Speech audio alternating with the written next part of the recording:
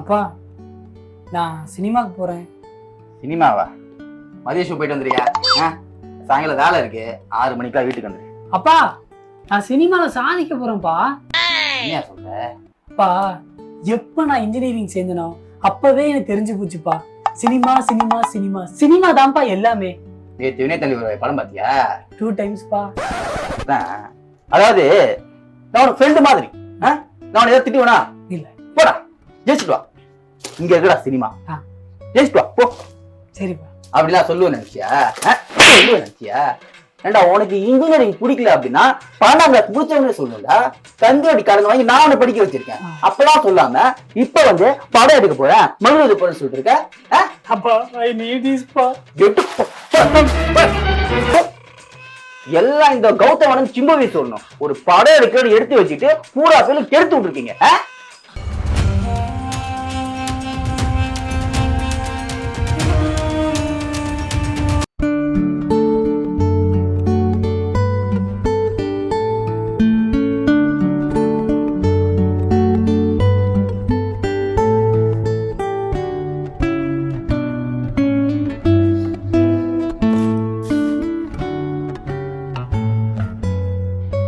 அண்ணே நான் தான் அங்க புது ரூம்மேட்டு. ஓ, சினிமாக்காரன் பேட்டையில ஒரு புது வரவா? வாழ்த்துக்கள். ரொம்ப வருஷமா சினிமாவில் இருக்கீங்க. எப்படி ஜெயிக்கிறதுன்னு ஏதாவது டிப்ஸ் இருந்தா சொல்லுங்கண்ணா. தம்பி, இது ஒரு கடல். இதுல நீ நீந்தணும்னா பல முதலைகளை பார்ப்ப. அது கிட்ட கடி வாங்கினாலும் அடிபட்டாலும் எப்படியாவது அடிச்சு பிடிச்சி வந்துட்டுன்னு வச்சுக்கோங்க, நீ கரையேறிடுவ. இல்ல புரியலண்ணே. பங்கே இந்த வரியா? சினிமாக்கெல்லாம் முன்னா லேசு போட்ட காரியம் இல்ல. அங்கிட்ட எல்லாம் போனா அஜித் வச்சமே நல்ல கலரா இருக்கணும்டா. அதுவும் இல்லைன்னு வச்சுக்க, உனக்கு தெரிஞ்ச டைரக்டரு கேமராமேனு வேணா இருக்காங்களா அங்கிட்டு? மட்டும்தான் ஒரு விளக்கமும் கிடையாடா. சினிமாவுக்கு போனான். சினிமாக்கு டேய், சினிமாக்கெல்லாம் போகணும்னா பெரிய காசு வேணும், பரம்பரை சொத்து வேணும். ஏண்டா உங்க வீட்டுக்கே நீ தான் வேலைக்கு போய் சம்பாரிச்சு கொடுக்குற நிலைமையில இருக்கு. நீ எல்லாத்துக்கு ஆசைப்படலாமாடா? ஏன்டா அதெல்லாம்? ஏது நீ சினிமாவுக்கு போறியா? அதுக்கெல்லாம் லக்கு வேணும்டா. லக்கு நல்ல டைம் ஒர்க் அவுட் ஆகணும். உன் குடும்பத்துக்கே டைம் ஒர்க் அவுட் ஆகாது. நீ எல்லாம் அப்படி ஆசைப்படலாமாடா? போடா போய் பொழப்ப பாடுற. இப்படிதான்ப்பா உன் சினிமா ஆசையை வெளியில யார்ட்டையாவது சொன்னீன்னு வச்சுக்கோங்க, சினிமால ஆள் இருக்கா, சொத்து இருக்கா, காசு இருக்கா, இப்படிதான் கேட்பானுங்களே தவிர உனக்கு கிரியேட்டிவிட்டி இருக்கா, கலையில ஆர்வம் இருக்கா அப்படின்னு நீங்க எவனுமே கேட்க மாட்டான். எனக்கு ஒண்ணு புரியல. ரோட்ல கூத்து கட்டி பாமரனோட பாமரனா இருந்த கலை தானே இது. ஆனா இன்னைக்கு சினிமாவா மாறினவுடனே அது எப்படி பணக்காரனோட கலையாச்சு?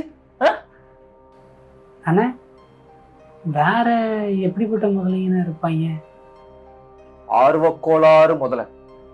அது நம்மளை சுத்தியே தான் இருக்கும். ஆர்வ கோளாறா? படம் நான் பார்த்துட்டு வந்தேன். படம் சூப்பரா இருக்கு. ஹீரோ சூப்பரா நடிச்சிருக்காரு. நானும் ஹீரோக்கு தான் நான் ட்ரை பண்ணிட்டு இருக்கேன். என் கோடான கோடி ரசிகர்கள் என்ன எப்படி சூப்பர் ஸ்டார் ஆக்கிடுவாங்க. அதுக்கப்புறம் நான் சிஎம்மும் ஆயிடுவேன். சிஎம் ஆயிட்டேன்னா என் மக்களையும் என் கோடான கோடி ரசிகர்களையும் நான் பார்த்துப்பேன். இப்போ நீங்க எனக்கு பண்ண வேண்டியது ஒரே ஒரு ஹெல்ப் மட்டும்தான். இந்த வீடியோவை நீங்க எப்படியாவது கொண்டு மக்கள்கிட்ட கொண்டு மட்டும் சேர்த்துருங்க. நன்றி. ப்ரோ,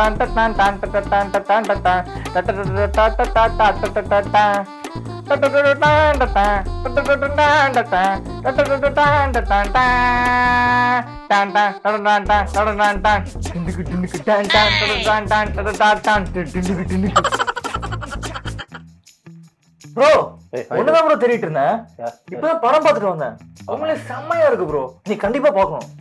சரி, அங்க போய் அந்த படம் தானே? அதுதான் மக்கள் சொன்னீங்க. அதெல்லாம் ஒன்றும் நல்லா இல்லை. ஸ்கிரீன்ஸ் எல்லாம் ரொம்ப லேகா இருக்கு. நல்லா இல்லை படம் ஒன்றும். இப்ப எப்படி இருக்குன்னு சொல்ல வரீங்க? நீங்க இந்த ஹாலிவுட் ஃபிலிம்ஸ் எல்லாம் பாப்பீங்களா? இந்த ஹாலிவுட் டைரக்டர் ஆல்ஃபிரட் ஹிச்காக் இவங்க படம் எல்லாம் பார்த்திருக்கீங்க? இல்ல இந்த டைரக்டர் நேம் தெரியுமா? Alfred Hitchcock? இல்ல இல்ல ப்ரோ, தெரியாது. தெரியாது. Christopher Nolan? இல்ல இல்ல தெரியாது. தெரியாது. அது James Cameron? Oh no. Spielberg? Okay, தெரியாதுங்களா? நீங்க உங்க ஃபேவரட் டைரக்டர் யாரு? Who is your favourite director? Mani Ratnam. Mani Ratnam is நல்ல பையன் தான். பட் இப்போ அந்த அளவுக்கு பெருசா நல்லா பெர்ஃபார்ம் பண்றது கிடையாது. ஸ்கிரீன் பிளே நல்லா இல்ல இந்த பையன் கிட்ட. No, not good. ப்ரோ, இவ்ளோ பேசுறீங்க, உங்ககிட்ட ஏதாவது கதை இருக்கா? ஒரு ஹாலிவுட் ரேஞ்சுக்கு ஒரு கதை இருக்கு என்கிட்ட. என்ன கதை சொல்லுங்க. அதாவது இப்போ நம்ம சின்ன பையன் ஒருத்தர் நல்லா துருத்துன்னு இருப்பான், பிடிஎஃப் வாசன் இருக்காங்க, அவனை வச்சு ஒரு படம் ஒன்று இருக்கு. அவன் பைக் எடுத்துட்டு வேர்ல்ட் டூர் போறான். வேர்ல்ட் டூர் போகும்போது பாத்தீங்கன்னா அவனுக்கு ரொம்ப தண்ணி தாகம் எடுக்குது. அப்ப பெட்ரோல் எடுத்து அவன் குடிச்சிடலாம். பெட்ரோலை குடிச்ச உடனே அப்படியே அவன் வயத்துல கப எரியுது. அவன் இப்படி நீட்னா அப்படி பெட்ரோல் போடும், அப்படி இப்படி நீட்னா அப்படி பெட்ரோல் போடும். இந்த ஹாலிவுட் ரேஞ்சுக்கு இப்ப இது நடுவில் ஒரு டிடெக்டிவ் ஏஜென்சி வராது. அவர் தான் பாத்தீங்கன்னா கார்த்திக் இருக்கு, அதுல கண்டுபிடிக்காது. இன்னொரு ட்விஸ்ட், ஹீரோயின் வந்து அமலா சாட்டி இருக்காங்க.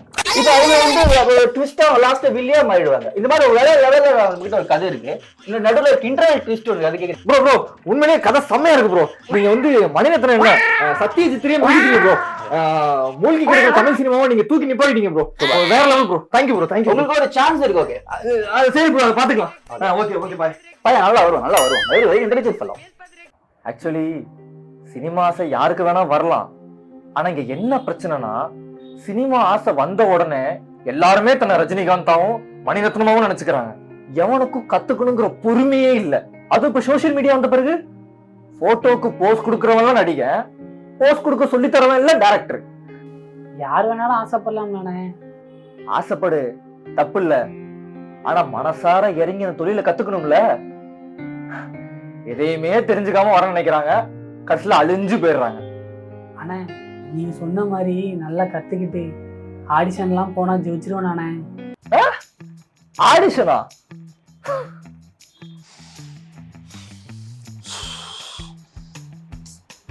வேஸ்ட். இந்த ஆடிஷனே வேஸ்ட். அதான் பண்ணி ப்ரோ வேஸ்டா? ஆமா ப்ரோ, இந்த டேரக்டர் இதுக்கு முன்னாடி ஒரு படம் எடுத்தான், அந்த படம் ஓடவே இல்லை. அப்புறம் நம்ம நின்று என்ன ஆக போகுது? வேஸ்ட் தானே. உங்களுக்கு எப்படி ப்ரோ தெரியும்? என் ஃப்ரெண்டு உள்ள இருக்கான்ல, இங்க ஜெயிலியா ப்ரோ, டைரக்ஷன் டிபார்ட்மெண்ட்ல உள்ள இருக்கான் ப்ரோ. ப்ரோ இந்த டான்ஸ் எடுத்த மூவி ஒன்றும் சரியில்லையா? மூவியா? சீரியல் டேரக்டருங்க இவரு. சீரியல் ஆடிஷனா? இல்ல அவரு இதுக்கு முன்னாடி மூவி எடுத்திருக்காரு, இப்ப சீரியல் எடுக்கிறாரு போல. எது எடுத்தா என்ன ப்ரோ, வேஸ்ட் தான் ப்ரோ அவரு. வேஸ்டா? அப்படியே தைல நிக்கிறப்பா. நானும் ஆடிஷன் வரேன். வந்துச்சா? Action sir. ஓகே சார், போலாம்.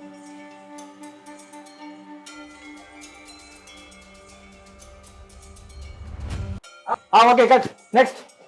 சார் நான் எதுவும் பண்ணவே இல்லை சார். ப்ரோ அதெல்லாம் பண்ணியாச்சுப்பா, போதும்பா, கிளம்புப்பா. நெக்ஸ்ட். சார் சார் புரியல. ஓப்பா வரிசையில் நின்று இருக்காங்க. நெக்ஸ்ட். ஹலோ சார், நீங்க ஆடிஷன் வந்திருந்தீங்கல்ல, அதுல நீங்க செலக்ட் ஆயிட்டீங்க. சார் நான் ஒண்ணுமே பண்ணலையே. ப்ரோ நீங்க பண்ணதே ரொம்ப கரெக்டா தான் இருந்துச்சு. உங்களை செகண்ட் ஹீரோவா செலக்ட் பண்ணிருக்காங்க. இது செகண்ட் ஹீரோவா? ஆமா சார். Sir thank you sir. ஆனா அதுல ஒரு சின்ன சிக்கல் இருக்கு. நீங்க ஒரு 50,000 பே பண்ற மாதிரி இருக்கும். ஒண்ணும் இல்ல, உங்களோட ப்ரொமோஷனுக்காக நாங்க அதை யூஸ் பண்ண வேண்டியதா இருக்கும். அதுதான், வேற எதுவும் இல்ல. நீங்க அந்த 50,000 பே பண்ணிருங்க. ஓகே சார், பாய். அப்படி காசு கொடுத்தா அந்த ரோல் கண்டிப்பா கிடைக்குமாண்ணே? மயிர்ல கிடைக்கும் தம்பி. இங்க ஆடிஷன் வைக்கிற பாதி பேரு டைம் பாஸ்க்காகவும் காசை ஆட்டையை படம் தான் வைக்கிறானுங்க. அதுல நீ நல்லவனா தேடி போய் ஜெயிச்சிட்டீங்கன்னா சந்தோஷம் தான். நடிக்கிறதுல அவ்வளோ கஷ்டம் இருக்குல்ல அண்ணா. எனக்கு இந்த டைரக்ஷன்ல இன்ட்ரெஸ்ட் இருக்கு, கதைலாம் எழுதுவேன். உங்களை மாதிரி நானும் அசிஸ்டன்ட் டைரக்டர் ஆனா ஜெயிச்சிருவேன் நானே. எது அசிஸ்டன்ட் டைரக்டர் போலப்பா? ஏய் குமார், மயிர் எங்க போனான்னு தெரியல. ஏய் நவீனே. சார். ஏய் இந்த பல்சர் பைக் எடுந்தல எங்கடா? சார் அது குமார் ஃபாலோ பண்றான் சார். ஏய் உன்கிட்ட என்ன கேட்டேன்? பல்சர் பைக் எங்கன்னு கேட்டேன். அவன் ஃபாலோ பண்ண என் ஃப்ரெண்ட் தெரியாது. பல்சர் பைக் ரெடியா இல்லையா? இல்ல சார், என்கிட்ட சொல்லியிருந்தா. என்ன ஏத்து பேசுற? இவரு மயிரா நீ அசிஸ்டன்ட் டைரக்டர் தானே? இன்னைக்கு கூட மூஞ்சில படக்கூட மயிரணி நடக்கும். சார் சார் காஸ்டியூம் ரெடியாச்சு, நீங்க கொஞ்சம் போட்டு வந்துருங்க சார். அப்படி வச்சுட்டு போயா?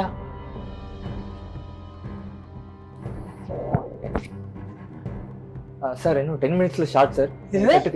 10 மினிட்ஸ் இல்லையா? யோ நீ சாதாரண அசிஸ்டன்ட் டைரக்டர் தானே? நீ என்ன ப்ரொடியூசரா? அப்புறம் என்ன 10 நிமிஷங்கிற? இல்ல சார் சொன்னா. யோ உன் வேலை என்னண்டோ அதை போய் பாரு. எதுனாலும் உன் டைரக்டர் நான் பேசிக்கிறேன். 10 நிமிஷம் நீ எனக்கே சொல்றான் போ.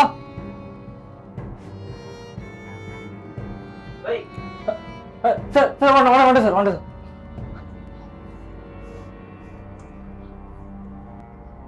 என்னடா சாப்பிட்டு இருக்கியா? ஆமா சார். சாப்பிடு சாப்பிடு, நல்லா நல்லா சாப்பிடுறா. அங்க டேரக்டர் கத்திக்கிட்டு இருக்கான், ஷார்ட்டும் ரெடி ஆயிருச்சு, ஆர்டிஸ்ட் எல்லாம் வெயிட் பண்ணிட்டு இருக்காங்க. நமக்கு தான் எந்த வேலை வெட்டி இல்லையா, நீ சாப்பிடுப்பா. இல்ல சார் நான் கிளம்புறேன். டேய் சாப்பிடுறா, நல்லா சாப்பிடு. இல்ல சார் ஷார்ட்டுக்கு டைம் ஆகுது. டேய் சாப்பிட்டு போடா. டேய் சாப்பிட்டு போடா. ஒரு வேலை பண்றது கிடையாது, டயத்துக்கு மட்டும் நல்லா கொட்டிக்கிறானுங்க. உன்னையெல்லாம் அஸ்டண்டா வச்சிருக்கேன் பாத்தியா, பெரிய வெற்றி மாதிரி நினைப்பு.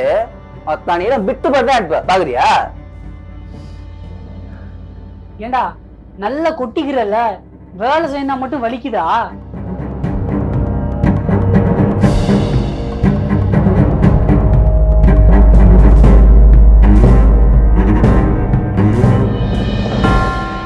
கக்கூஸ்ல தண்ணி வரலனா கூட இங்க அசிஸ்டன்ட் டைரக்டர் பேர் தான் நாரும். டிகிரி படிச்ச பசங்க கூட இங்க கேட்காத கெட்ட வார்த்தை இல்லை தெரியுமா? எனக்கு ஒண்ணு புரியல. மேல போனவனுங்க இவனுங்க எல்லாருமே இங்க இருந்து கஷ்டப்பட்டு தானே போயிருப்பானுங்க. அப்புறம் என்ன மயிருக்கு கீழே இருக்கணும் இங்க கொட்டானுங்க. எப்பா நீ கைய கொடுத்துலாம் தூக்கி விட வேணாம்ப்பா, ஆனா கால்ல போட்டு மிதிச்சு கீழே தள்ளாம இருக்கலாம்ல. அப்படியே நாங்களே அப்படியே தட்டி தடவி மேல வந்துருவோம்ல. ஏன்டா இவ்வளவு கேவலமா சாடிஸ்டா நடந்துக்கிறீங்க? சினிமா கஷ்டம்னு தெரியும், ஆனா இவ்வளோ வலி இருக்குன்னு எதிர்பார்க்கல. ஆனா இவ்வளோ வலி அசிங்கம் இதெல்லாம் பொறுத்துக்கிட்டு இருக்கீங்களே, எப்படி? போதை, வெற்றி போதை, சினிமாக்காரன் மட்டுமே அடைய முடிகிற புகழ் போதை. அந்த போதையை அடையணும்னா என்ன வேணா பண்ணலாம்னு தோணும். நான் மட்டும் இல்லை, என்னைய மாதிரி இருக்கிற எல்லாருமே இவ்வளவு முதலைகளையும் தாண்டி செருப்படி வாங்கி அந்த வழியை தாண்டி இன்னும் இந்த கடல்ல நீச்சல் அடிச்சுட்டு இருக்கோம்னா இன்னைக்காவது ஒரு நாள் கரையை சேர்ந்து நம்மளும் அந்த வெற்றி புகழ அடைஞ்சிட மாட்டோங்கிற நம்பிக்கையில தான். நீ நம்பிக்கையோட போராடு, கண்டிப்பா உனக்கு வெற்றி கிடைக்கும்.